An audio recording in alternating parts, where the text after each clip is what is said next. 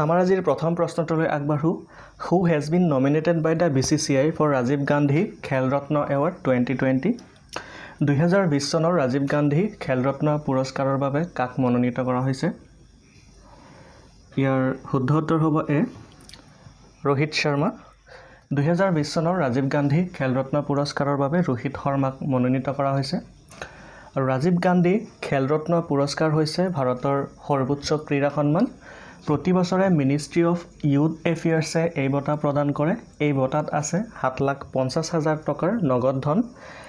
আৰু লগতে মনত ৰাখিব, ৰাজীৱ গান্ধী খেল ৰত্ন পুৰস্কাৰ প্ৰথম লাভ কৰিছিলে বিশ্বনাথন আনন্দে।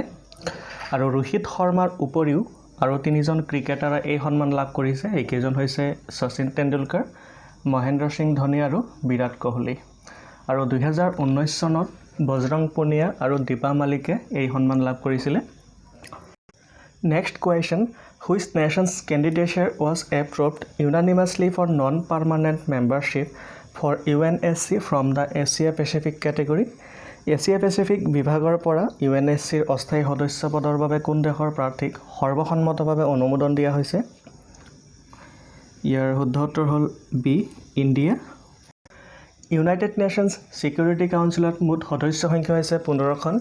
ইয়াৰে 5খন স্থায়ী সদস্য আৰু 10খন আছে অস্থায়ী সদস্য। 2020 চনৰ নিৰ্বাচনত ভাৰতে পুনৰবাৰ অস্থায়ী সদস্য হিচাপে নিৰ্বাচিত হোৱাৰ সম্ভাৱনা আছে। ইতিমধ্যে 55খন এছিয়া পেচিফিক ৰিজনৰ কাণ্ট্ৰিয়ে সমৰ্থন আগবঢ়াইছে।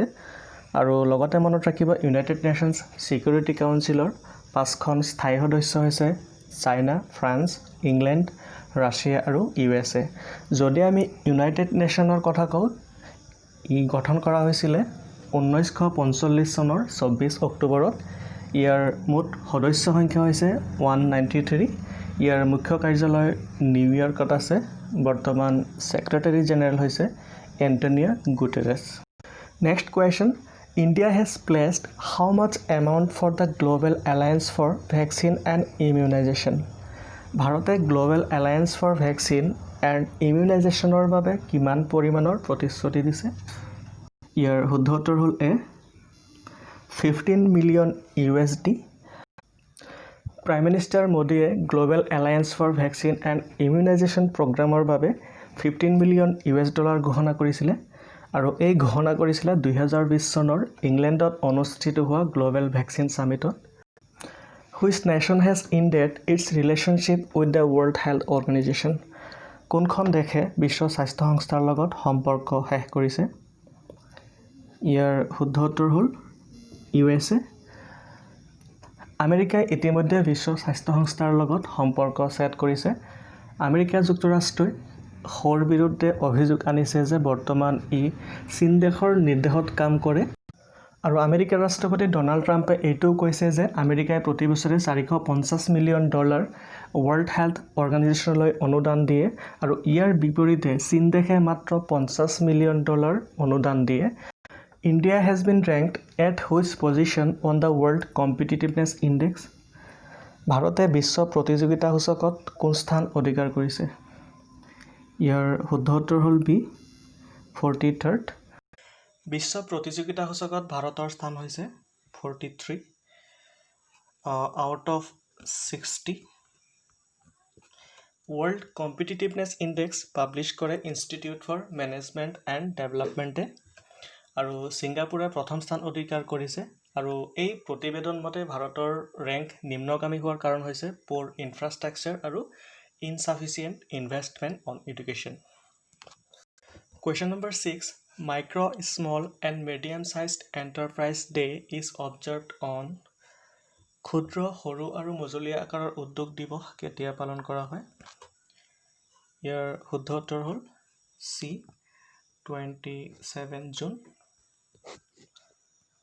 Next question, Russia plans to take the first tourist on a spacewalk in? ৰাছিয়াই কেতিয়া মহাকাশত পৰ্যটকক প্ৰথম যাত্ৰা কৰোৱাৰ পৰিকল্পনা কৰিছে? ইয়াৰ শুদ্ধ উত্তৰ হ'ল চি 2023। ৰাছিয়াই 2023 চনত মহাকাশত প্ৰথমবাৰৰ বাবে পৰ্যটকক পঠোৱাৰ সিদ্ধান্ত লৈছে। আৰু লগতে মনত ৰাখিব, ৰাছিয়াৰ কেপিটেল হৈছে মস্কো। বৰ্তমান প্ৰেছিডেণ্ট হৈছে ভ্লাডিমিৰ পুটিন। আৰু কাৰেন্সি হৈছে Russian rouble international day in support of victims of torture is observed on নিৰ্যাতনৰ বলি হোৱাসকলৰ সমৰ্থনত আন্তঃৰাষ্ট্ৰীয় দিৱস কেতিয়া পালন কৰা হয় ইয়াৰ শুদ্ধ উত্তৰ হৈছে ডি 26 জুন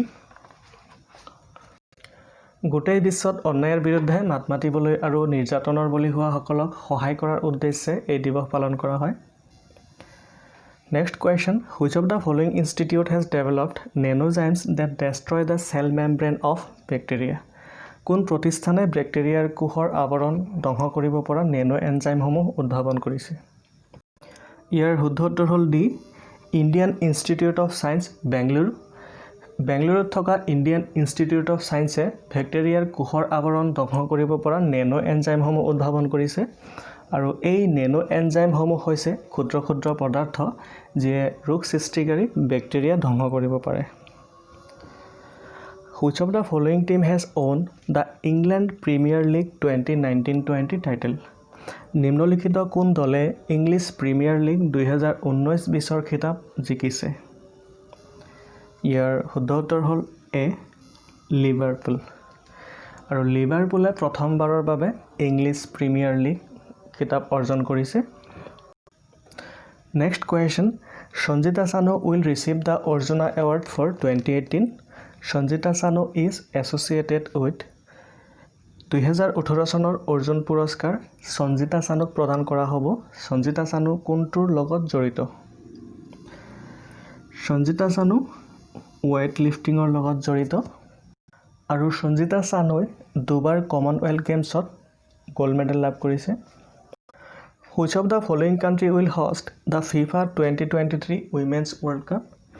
নিম্নলিখিত কোনখন দেশে FIFA 2023 মহিলা বিশ্বকাপ আয়োজন কৰিব ইয়াৰ শুদ্ধ উত্তৰ হ'ল D booth A and B আৰু 2019 চনত মহিলা বিশ্বকাপ ফুটবল আয়োজন কৰিছিলে ফ্ৰান্সে আৰু বিজয়ী দল আছিল আমেৰিকা আৰু এইটোৱে আছিল আমাৰ আজিৰ শেষৰটো প্ৰশ্ন ভিডিঅ'টো কেনে লাগিল নিশ্চয় কমেন্ট কৰি জনাব ধন্যবাদ